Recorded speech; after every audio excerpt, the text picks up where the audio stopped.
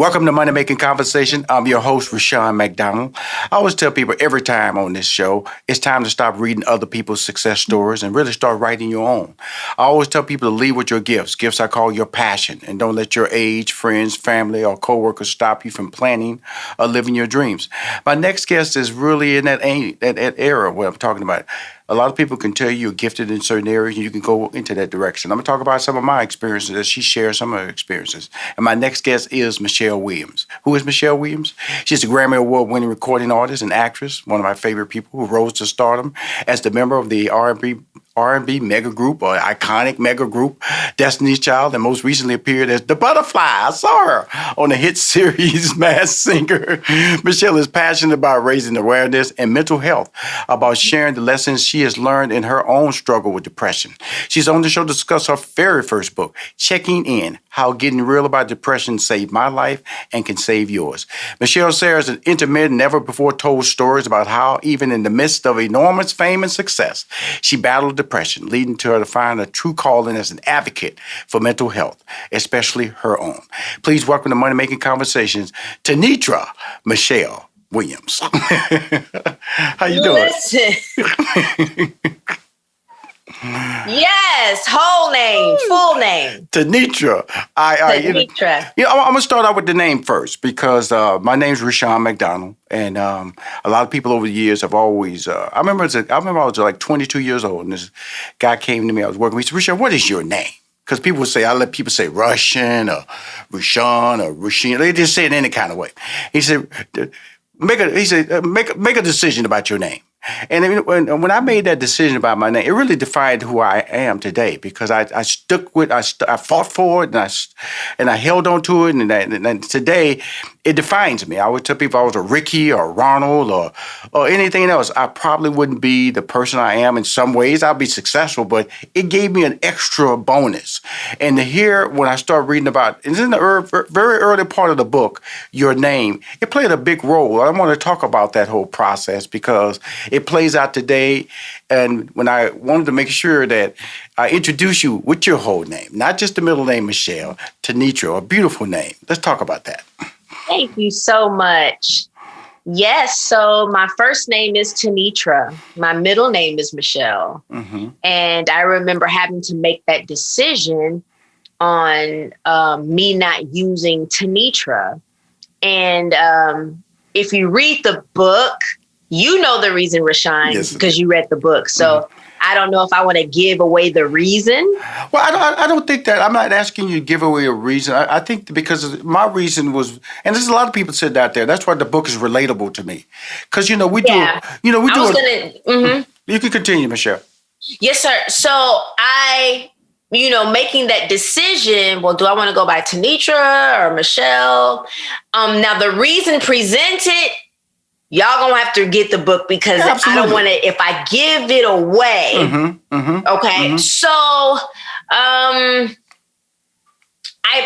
but what I will say is, obviously, I didn't go on to have a problem with the name change. Right. Because I felt like it afforded my family to have a piece of me still, because the world is getting everything right now. You know what I'm saying? I'm away from home. I'm having to sacrifice being at graduations, baby showers, fish fries, everything that I normally would be with my family at. And so when I come home, I felt like they were getting Tenitra, right? But then at the same time, it's like, well, so you saying, so then what was the world getting? We weren't getting you and who you really are. And it's like, yes, you were, but there are so many entertainers who, you got people like, say, The Rock, for instance. You're still getting him, but I don't know if his parents or family members are calling him The Rock. You get what I'm saying? Well, the interesting thing about it is that you're not the first person that deals like definitely not the first person. Cedric Kyle. I remember I talked to him about that. The Rock says, "Call me Dwayne Johnson." 50 Cent, Curtis Jackson. So there are a lot of issues with names because they can't define you, and it's important that people understand that names start respect. and also Yeah. accountability, and also, in this case, branding. You're branded right now as Michelle Williams, an incredible singer, a member of the iconic Destiny's Child, a great actress, a motivator, an entrepreneur. But then there is Tanitra. You know, Yeah. And I feel like that definitely at least the past 10 years for sure. Y'all have been getting Tanitra, okay? and that's the blessing of this conversation because because we used to sit in my office and when I was in Chicago all the time Yeah. and Steve Harvey talk show and we'd have conversations and so and I I'm not saying I noticed anything but I started seeing a different level of independence. You was trying to find yourself. When you put your footprint in, is that my footprint or is it somebody else's footprint? But we could talk about those journeys and that's what I want to talk about because it led to your book. It led to the revelations that I'm not being me because success is really, and that's what I loved about the book because it talks about success and defining how success can lead to destructive behavior or destructive lifestyles just emotionally. And sometimes people think destructive physical, it has to be physical. But the middle part of it is really the part that can also hurt the most, correct? Absolutely. There are so many people coming into the entertainment industry or even in the world of sports. Physically, obviously, you might be doing all right. You're strong. In football, you're doing, you got scouts going to the combine. You're running fast. Or in the world of entertainment, you're looking good, you're singing good, or you act really good, whatever that is.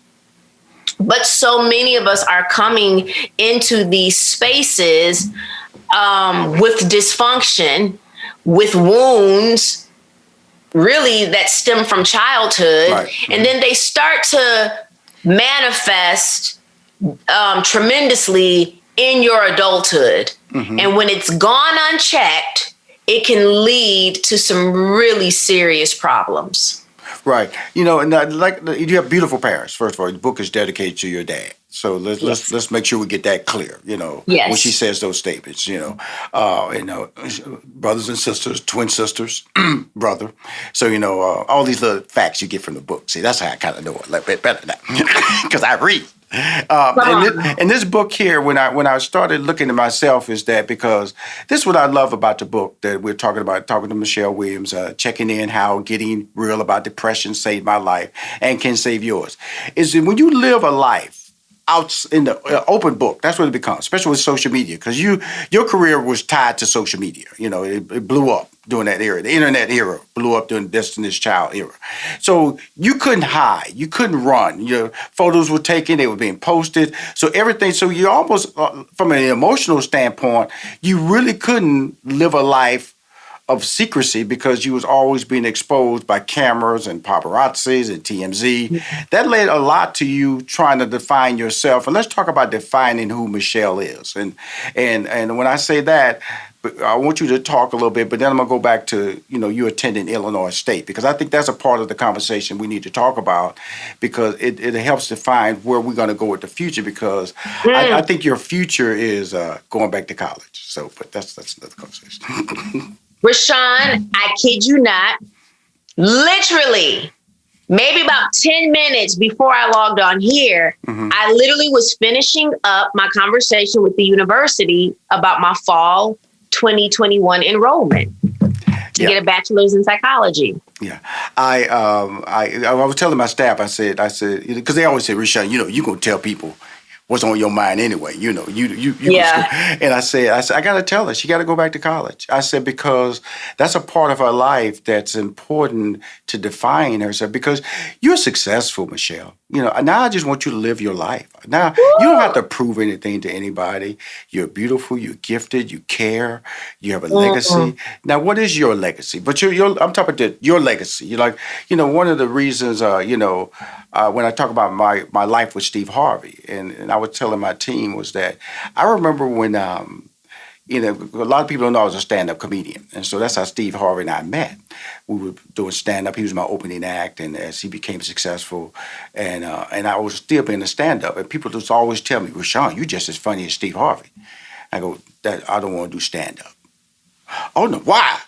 hey, I don't want to do stand up, okay? Just because that's a decision I'm making. And I'm that very happy I decided not to do stand up because I'm doing what I want to do. I love producing, I love managing, I love being creative. And then God has given me these gifts. And so God gives us a lot of blessing. That doesn't mean that you have to act on the blessing. And so God is giving you this tremendous gift to sing, to entertain. But that's one of the blessings. And so that's what my conversation today, when I said to my team, I was like, I got to tell Michelle, she got to go back to college. She got to go. She got to live out that blessing that God put her down that path, and another gift took her off it. But she got to go back to the original blessing when she wanted to be going to criminal justice, Illinois State. She has to go back for that. And to hear you say that, this perfect phone call. Perfect phone call. It's amazing. And like you said, living a life of, being able to do what you want to do. Music has afforded me this chance to, a legacy of a person where I feel that I've been resilient, I've displayed courage, and I want to make sure that I am excellent in every path that I take. Right. You're being excellent in music, excellent in Broadway and theater. Now it's time to take that because I get confirmation daily of this next path. Mm-hmm. And that is to help others. Mm-hmm. Now I can continue to help others just through my testimony. Mm-hmm. But a part of me is like, well, what if I want to take a next step and counsel people legally, right? Because you have to have at least some type of certification to go into counseling. I really want to help people in entertainment and sports because I don't feel like we have to live these lives with so much with dysfunction or not identifying hurts that trigger certain behaviors and responses. Because just because I was hurt in my childhood does not give me the right to go hurting people as an adult. Yes. Mm-hmm. Mm-hmm. It's like identify what's got you angry, upset, or sad, or depressed, or riddled with anxiety. Let's deal with that. Let's get the proper treatment, whether it's medication or whether it's just because some people may not need medication. Sometimes the root, just uprooting something just by talking about something and identifying it. And then I really feel like we can go on to be more whole and have great quality relationships. Because if every relationship around you is crumbling, whether it be in your career or personal relationships, it's okay to sit down and process that with somebody and for someone to say, okay, let's get down to the root of it. Now, you're going to have to make a lot of apologies to some people you hurt, but let's get to the root of it. Wow. This is not the girl who was in my Chicago office. I love this. The girl in your Chicago office, I was scared. It was like I wanted to do everything. Rashawn, I even asked you, I say, can you help me? Mm-hmm. And it's like, my mother says, I love when my mother would always say, keep living, baby, keep living. Mm-hmm.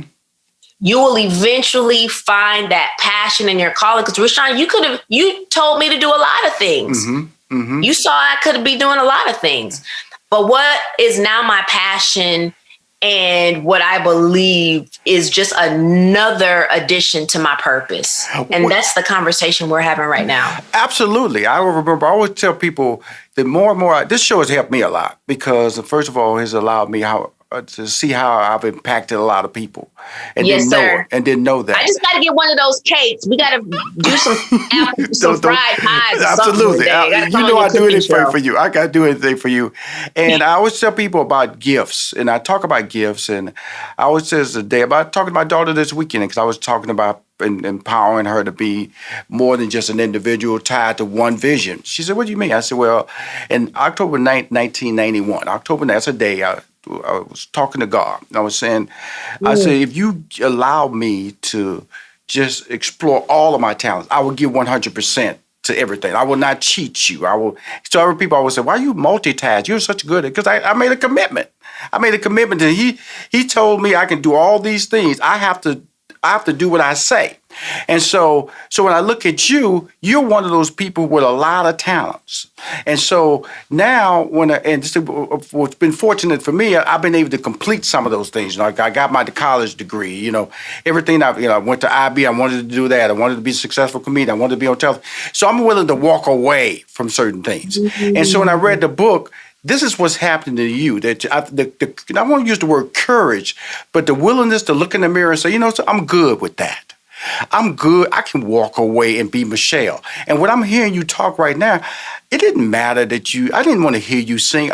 You were motivating me. You were encouraging me. You were empowering me because I heard an honest tone of like uplift from you, and you didn't sing a note. And that's why it was so beautiful. And that's why I was like, this is going to be a great interview, because for the first time, she and I can just talk and talk about my flaws, talk about her flaws, talk about how her book is making me a better person and making me understand that I too walk that journey and how I handle it. And maybe I can help her with some advice on how she can handle it too. But my number one thing is be yourself. That's so good. Every time you and I talk, you just give me, even if it's just something practical. Well, I appreciate you. I've always apprecited you. Wow. And this book, when I look at this book, and because I interview a lot, I've interviewed probably over 600 people on Money Making Conversation, read at least 150 books, and each book tells a different story. But when I get a book like your book, that talks about decisions, talk about living your gifts, about making the decisions for you. And that's what this book is about right now, Michelle. And so as we go into this interview, why was it so important to really write this book? Woo! Well, you have probably encouraged people to tell their own stories and not to let anybody else tell the story for them. Mm-hmm. And that's just where I was.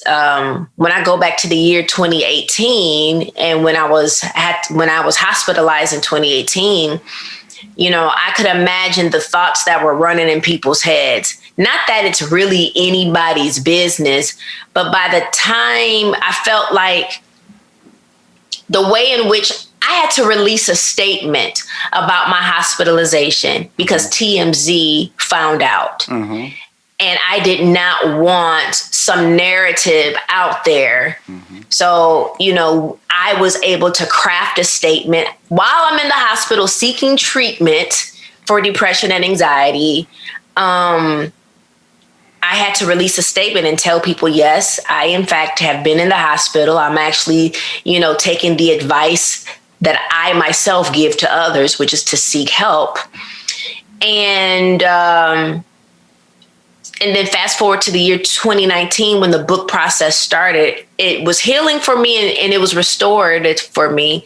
And I don't know if it's a part of me that wants to have a little bit of control, right, but it was to kind of take the power back in the shame that were in those two words, checking in, because I felt like a hypocrite. I was embarrassed, especially when people kind of found out. Now that's the good thing about being Tanitra is, I called myself being able to check into the hospital under that name, right, but someone still found out.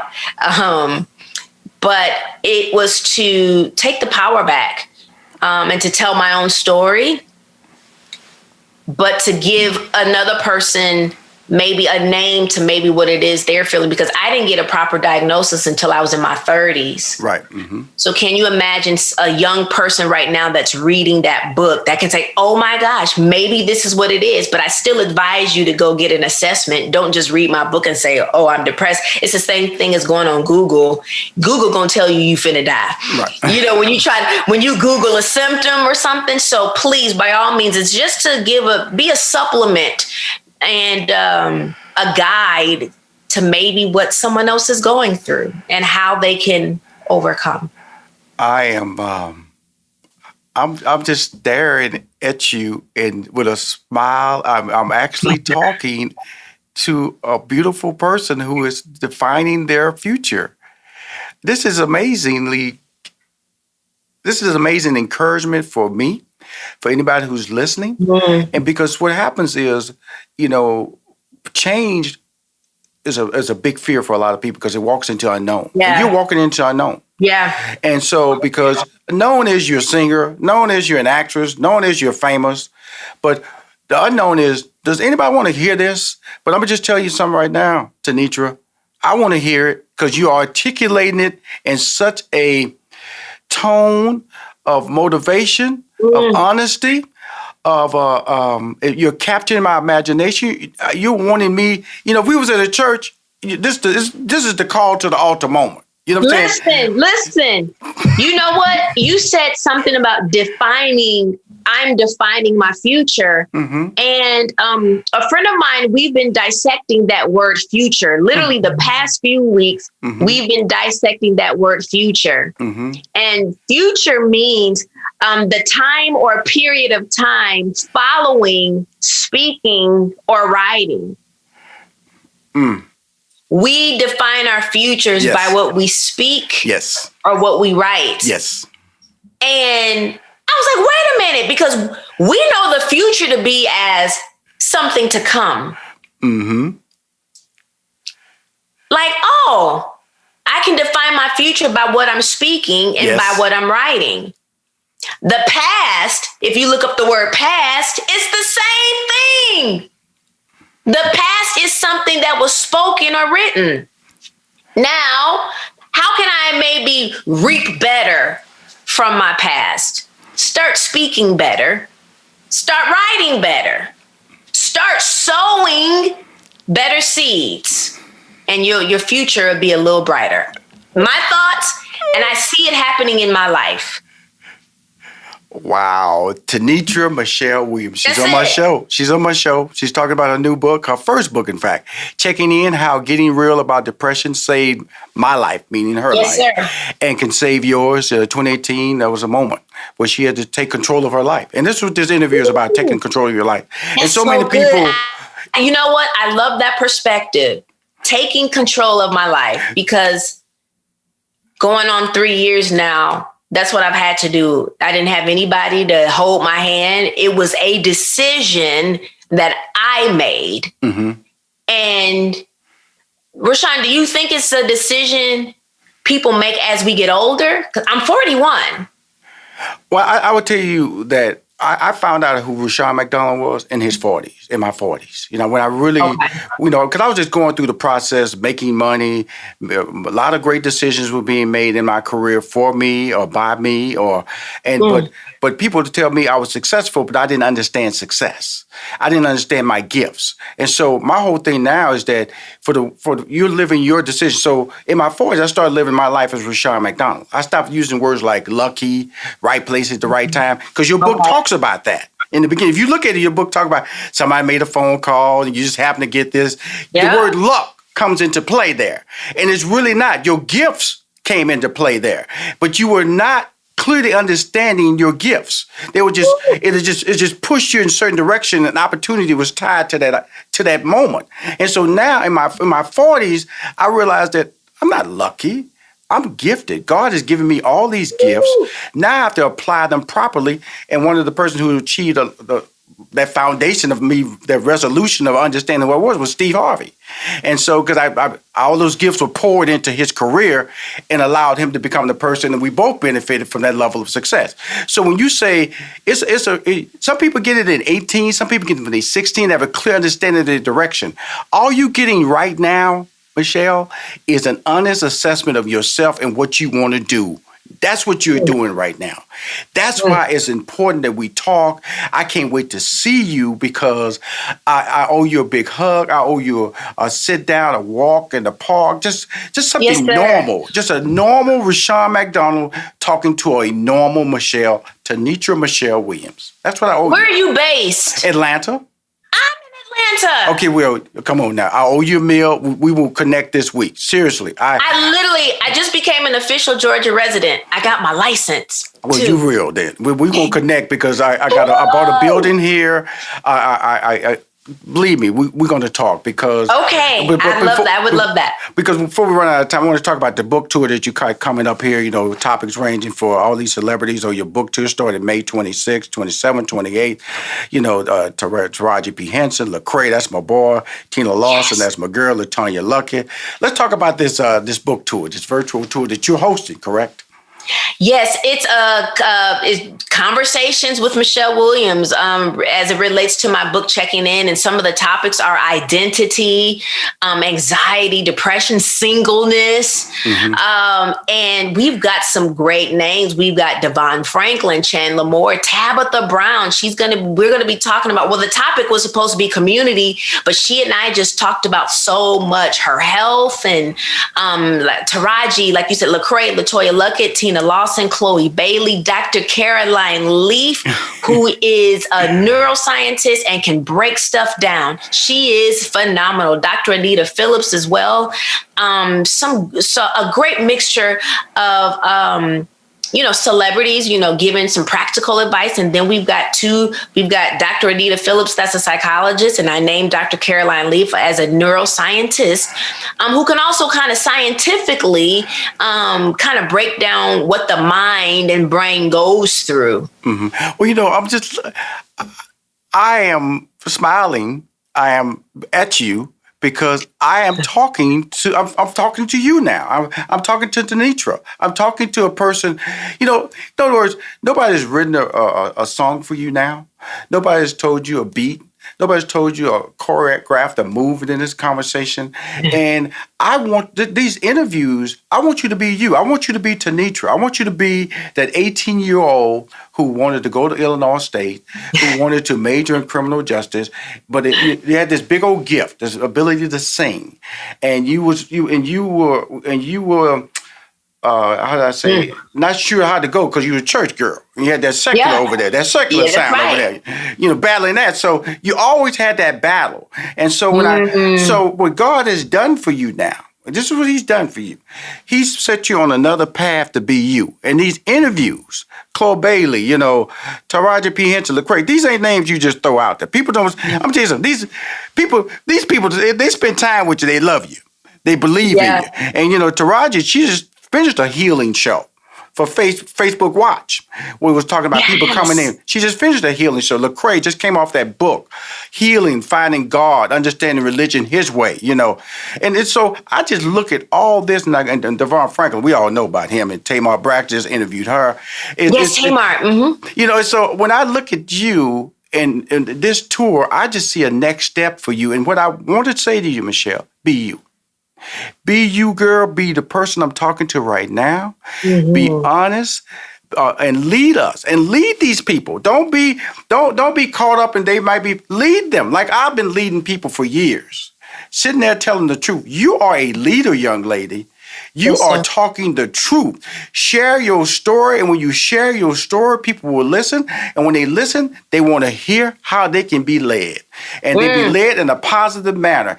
You're so close to what you want to be in life now. Don't stop. You're on the edge. You're looking across the mountaintop. Go over it. Climb it. That's all I'm saying right now. Come on. That's all I'm saying. Now, when I go over, I'm gonna need a parachute. Don't worry about it. Don't worry. It's gonna be so many people waiting on you with their arms open, talking about thank you, talking about I need you, talking about who else you can help.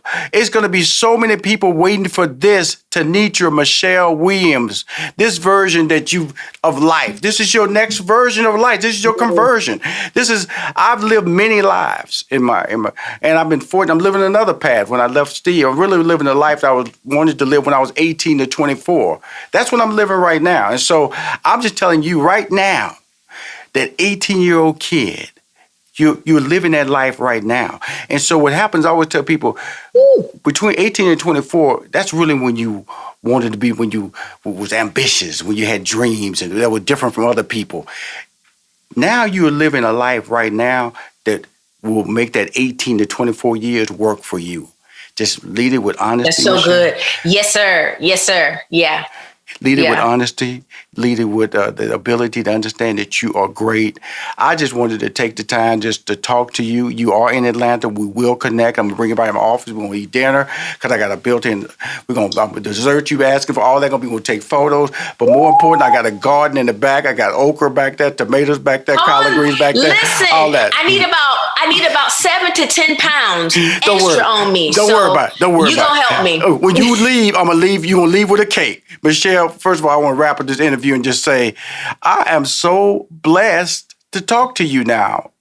This version. I'm blessed to talk to you too. You know something? Don't get me wrong. Don't get me wrong. You've always been one of my favorite people.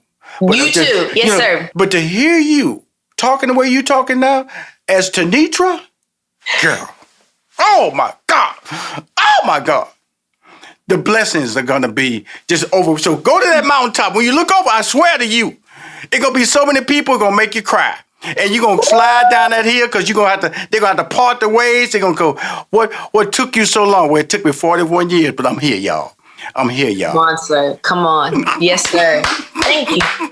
Thank you, Michelle, coming on. Tanitra Michelle Williams for coming on Money Making Conversation. Thank you. Thank you, Mr. Rashawn McDonald, for having me on your show, Money Making Conversations. If you want to hear any of my interviews, I'll see any of my interviews, please go to moneymakingconversation.com. I'm Rashawn McDonald. I am your host.